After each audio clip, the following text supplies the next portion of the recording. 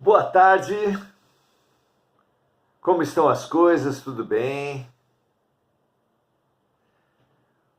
Nem sempre ganhando, nem sempre perdendo, mas aprendendo a jogar. Preciosa a ideia passada para nós nessa música. Ela espelha bem o que nós viemos estudar hoje: a adaptação. Nessa humanidade ególatra, egocêntrica, egoísta, violenta, impositiva, buscando sempre a vitória do outro, a vitória sobre o outro, quase sempre baseada na diminuição alheia e não na autoelevação. É muito mais fácil diminuir os outros que aumentar-se. Descobrir qual é a verdadeira vitória e qual a ferramenta para essa verdadeira vitória é imprescindível. E é isso que nós viemos estudar hoje. Vamos lá? Estamos estudando o livro O Consolador, autoria espiritual de Emmanuel, está aqui em amarelo, apagadinho, pela psicografia de Francisco Cândido Xavier. Estamos hoje na questão 75. Lembramos que Emmanuel organizou esse livro nas três grandes vertentes do conhecimento humano: ciência, filosofia e religião. Estamos no início, estamos no campo da ciência e estamos estudando as ciências especializadas.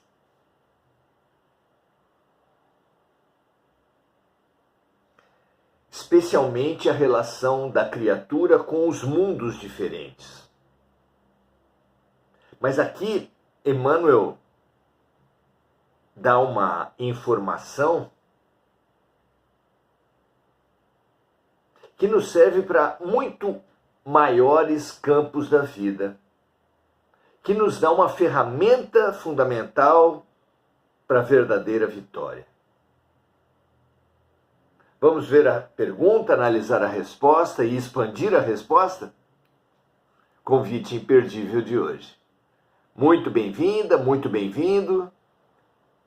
Que o estudo de hoje sirva para todos nós.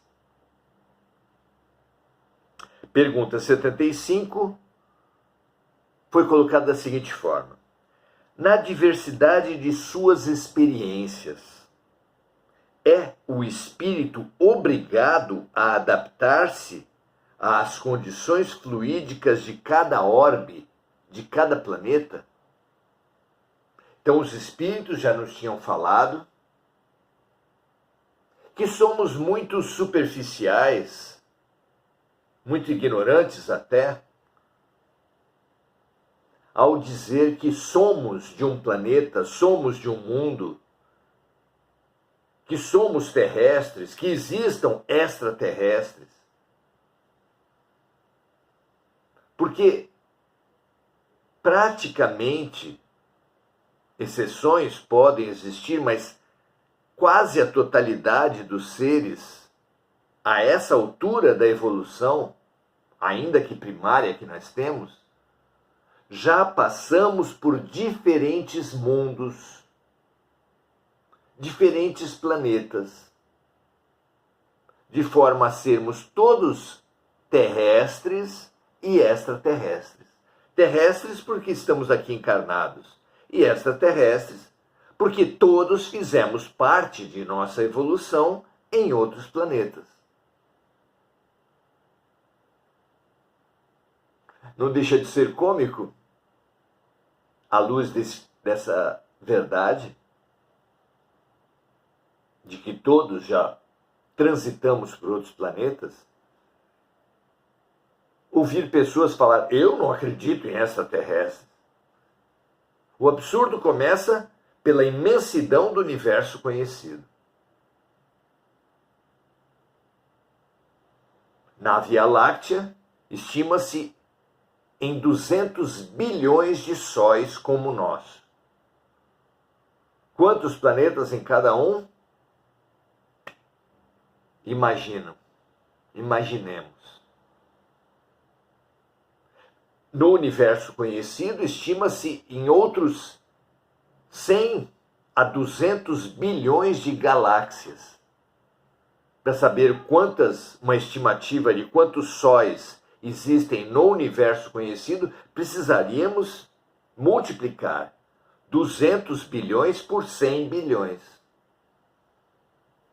Nem nossas calculadoras comuns teriam como dar conta de um número tão grande. E, em primeiro lugar, então, a respeito dos extraterrestres, dos terrestres, precisaríamos questionar como Deus iria construir um palácio gigantesco para colocar vida apenas no quartinho da bagunça, que é como poderíamos qualificar a Terra. Então, é claro que não. É claro que existem outros mundos habitados. A questão de se eles estão na Terra com naves, se eles estão na Terra com corpos espirituais, se eles têm contato conosco ou não, isso parte da experiência de cada um e do crédito que nós damos às experiências dos outros. Mas a existência de extraterrestres é logicamente inquestionável.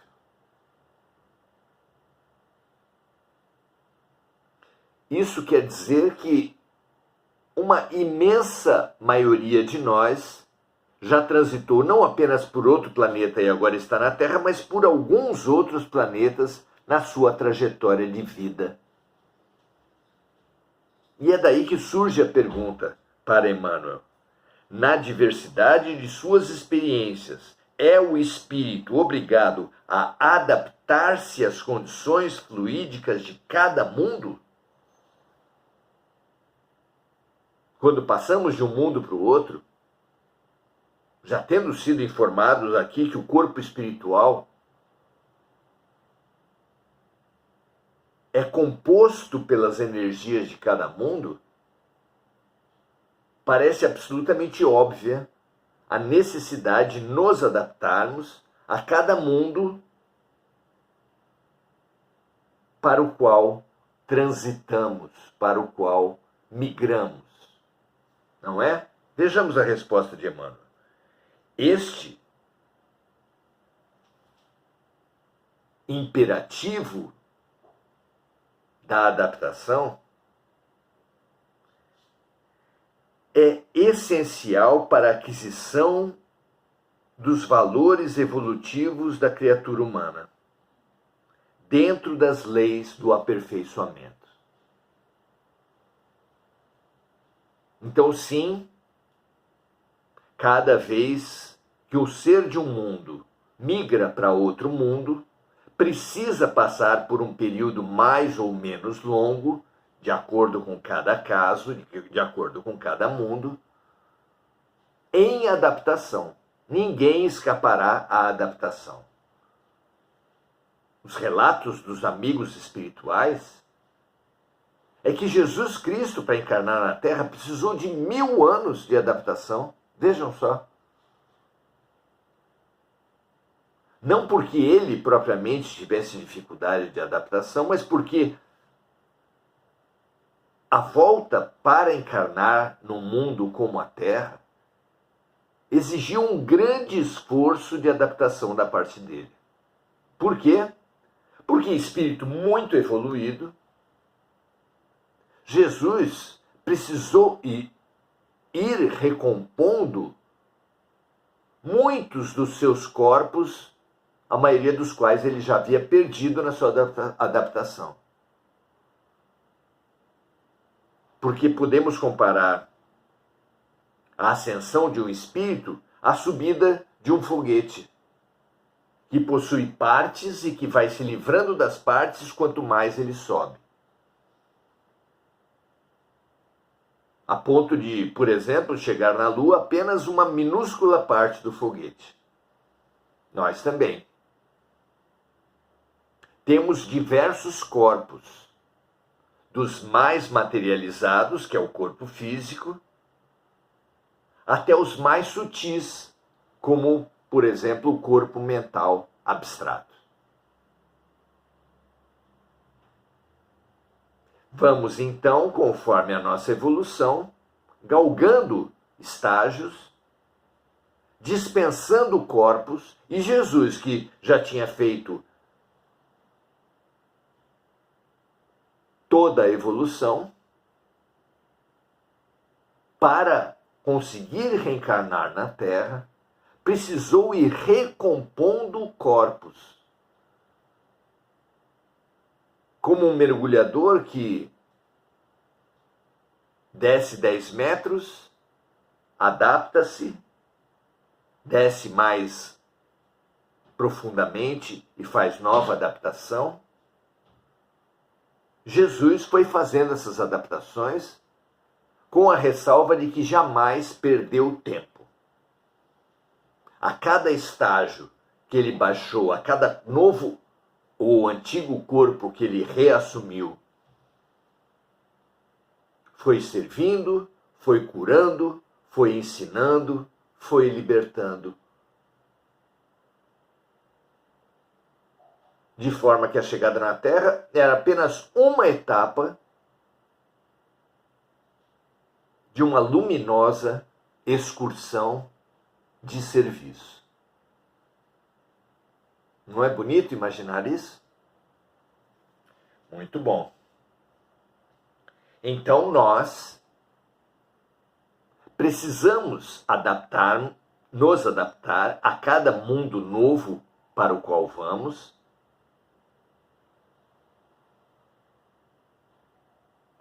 recolhendo fluidos desse novo mundo e utilizando esses fluidos para a composição do nosso perispírito,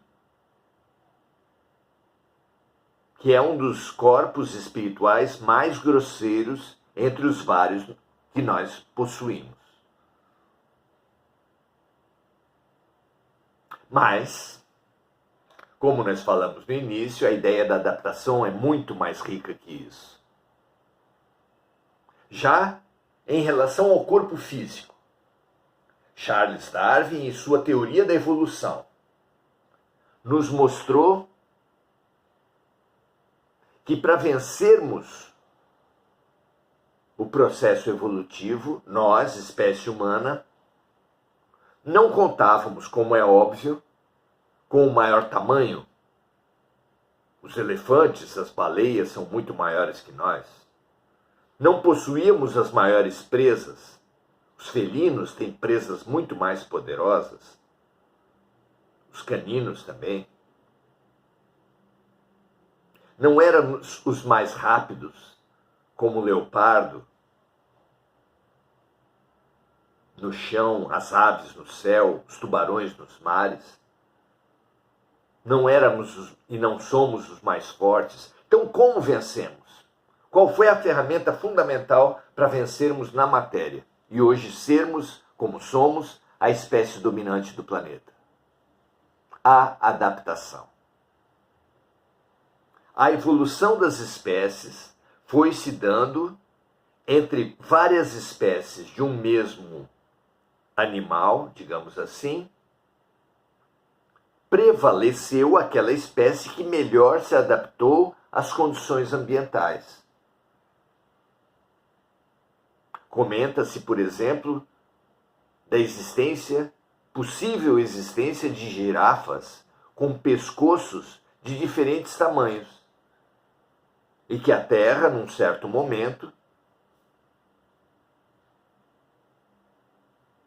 contou com um meio ambiente onde as plantas baixas, pela temperatura da terra, desapareceram, restando apenas as folhas mais altas das árvores, mais distantes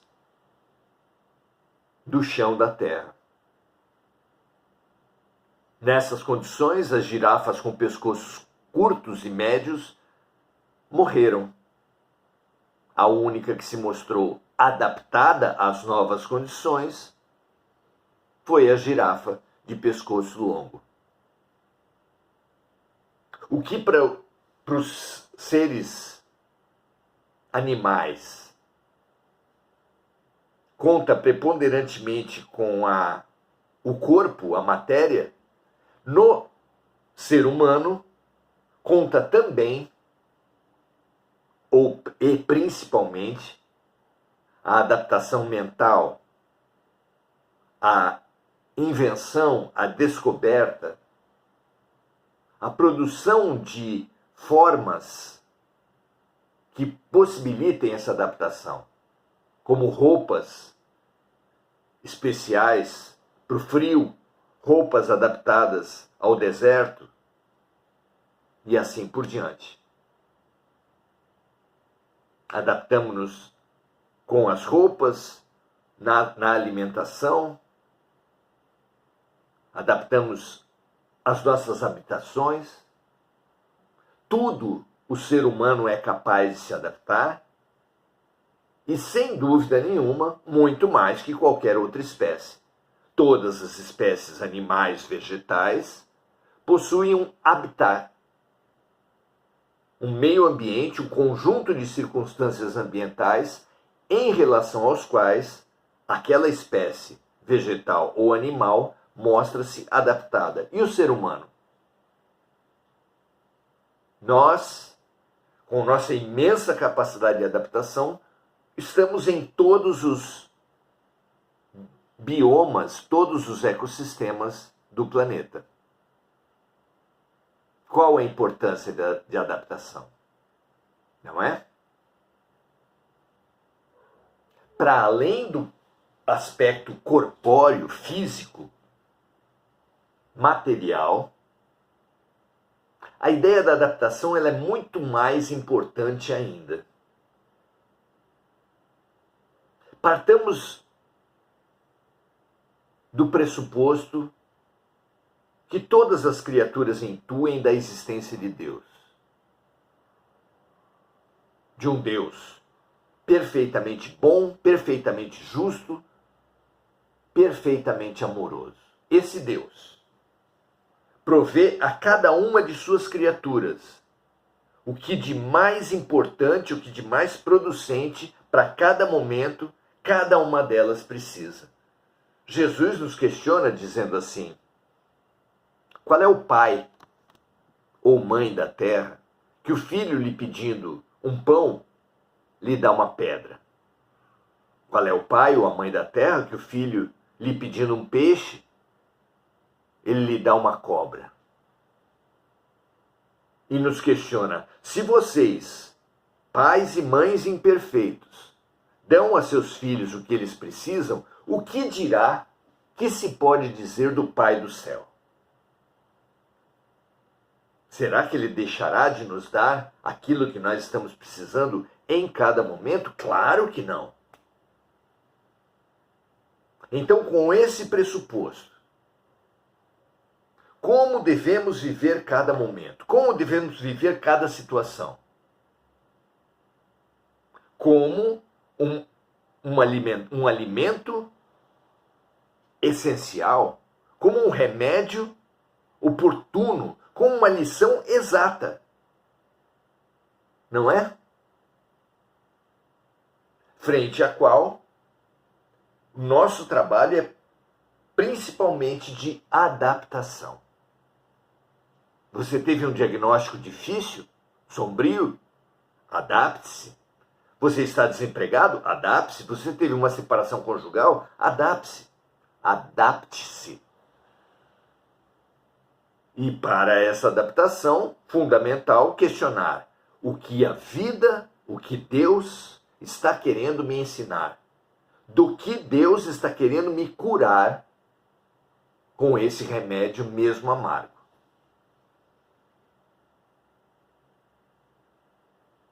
Teresa de Calcutá usa outras palavras para dar a mesma mensagem. Diz que a questão da vida nunca esteve entre nós e os outros. Nunca esteve numa disputa, numa guerra, numa competição entre nós e os outros, entre nós e os fatos, entre nós e a vida. A questão da vida sempre esteve entre nós e Deus, entre nós e a nossa consciência.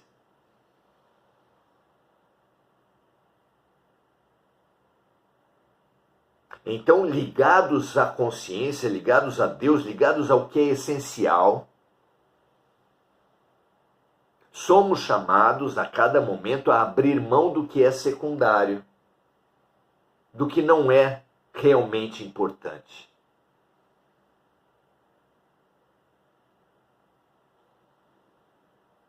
Não coloquem seus tesouros naquilo que a traça rói, a ferrugem corrói e os ladrões levam.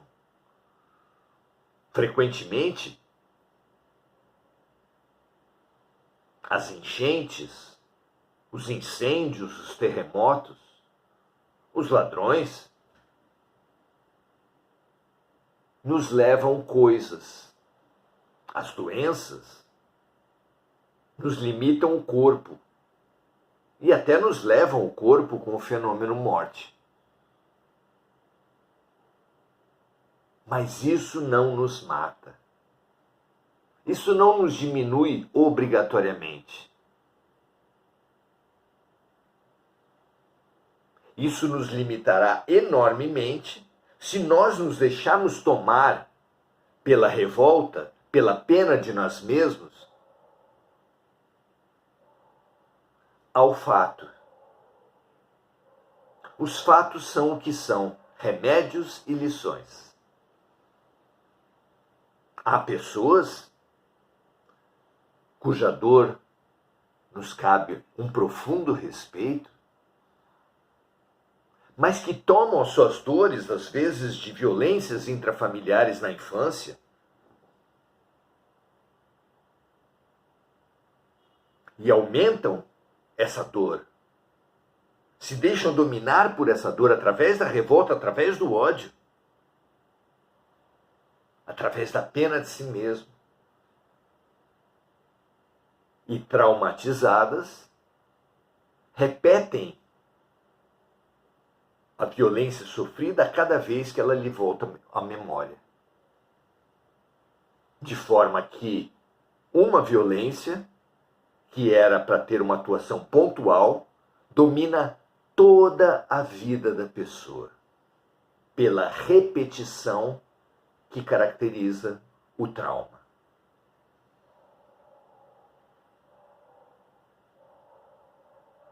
Se um padrasto abusou sexualmente de uma criança,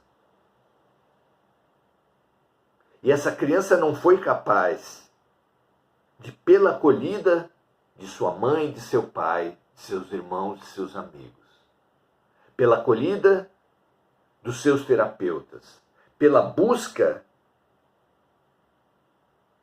do desenvolvimento de seus potenciais artísticos, esportivos, profissionais, de solidariedade, de compaixão, porque tudo isso é transformador, dos nossos lixos em novas riquezas, é a reciclagem, é fazer do limão uma limonada. Se a pessoa não foi capaz de fazer isso, ficará amarrada, congelada, limitada, aprisionada, intoxicada na violência sofrida. É muito triste. Merece todo o nosso respeito, toda a nossa consideração, toda a nossa solidariedade, mas é muito triste. Se a pessoa busca, se entrega para processo de ressignificação dessa vivência, a partir do carinho das pessoas mais próximas, a partir do acréscimo de filosofias e religiões que desenvolvam a resiliência através da psicoterapia, da psiquiatria, se for o caso, da arte, do esporte, da realização. Se ela busca isso, ela vai fazer do limão uma limonada, ela vai multiplicar os seus potenciais. Da mesma forma que o alcoólatra, que ressignificou a sua experiência, transforma-se num excelente terapeuta para outros alcoólatras. A pessoa que sofreu abusos na infância, se ressignificou essa vivência, se retirou dela todo o potencial pedagógico e terapêutico que a experiência continha,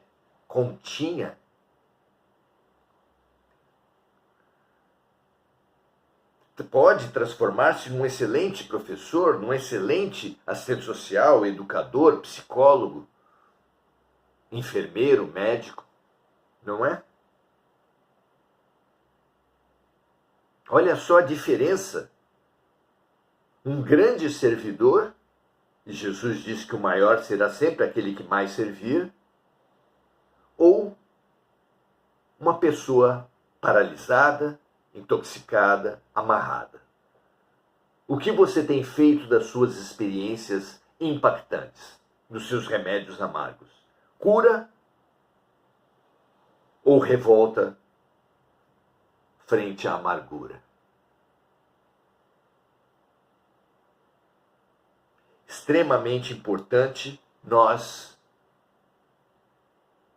entendermos a importância de cada experiência vivida, de viver cada experiência com fé, com entrega, sem revolta, sem autocompaixão, buscando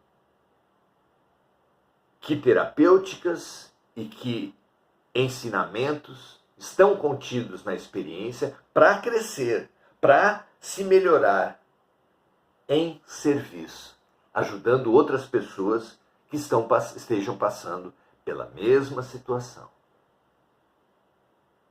Veja, meu amigo, minha amiga, veja as suas dores, os seus problemas, as suas situações, os seus desafios pelos quais passou, como uma ferramenta, como uma riqueza de vida.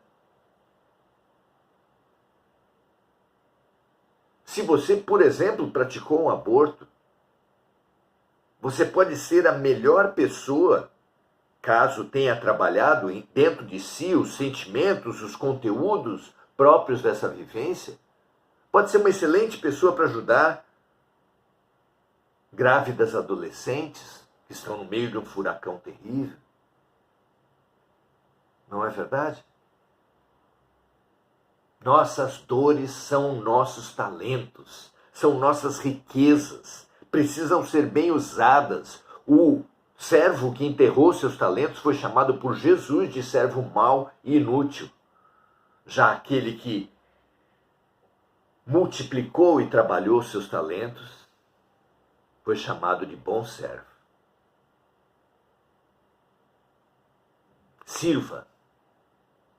Sirva com as ferramentas e com as experiências que a vida lhe deu. Sejam ferramentas chamadas de luz, como seus talentos em todas as áreas, sejam as ferramentas chamadas de sombra, que podem se transformar de luz através da atitude com a qual você as viver. Brilhe a vossa luz. Faça a luz de suas escuridões. Coloque-se a serviço, conhecendo-se e autoconhecendo-se. Porque é dando que se recebe, é perdoando que se é perdoado, é ajudando nas transformações dos outros, que nós mesmos seremos ajudados pelo alto em nossa própria transformação. Pense nisso, minha amiga, meu amigo. Transmute-se já, com boa vontade, com fé, com coragem e com lucidez. Como se diz na oração, mudando tudo o que você pode mudar, tendo coragem para mudar tudo o que você pode mudar, mas aceitando tudo o que você não pode mudar e tendo discernimento para entender o que você pode e o que você não pode mudar. Coragem, aceitação e discernimento para toda a humanidade da Terra. Graças a Deus. Muito boa noite, amigos e amigas que estão aqui conosco. Marco Aurélio Trindade, Maria José Sobral, Rosângela Hautmann, que está conosco lá a partir de Campinas, André Santos, Adelaide Dias, Esther Ponzoni e André Salvatore. Muito feliz com cada um de vocês e estimulo com toda alegria e com toda amizade. Faça a luz das suas sombras. Faça a matéria-prima do seu lixo. Porque essa reciclagem, essa transmutação, essa transição interior é essencial para você se habilitar à transição planetária. Façamos essa transição já, abramo-nos para ela, pela boa vontade, pela lucidez, pela coragem, pela aceitação, pela sabedoria. Um grande abraço a todos, compartilhem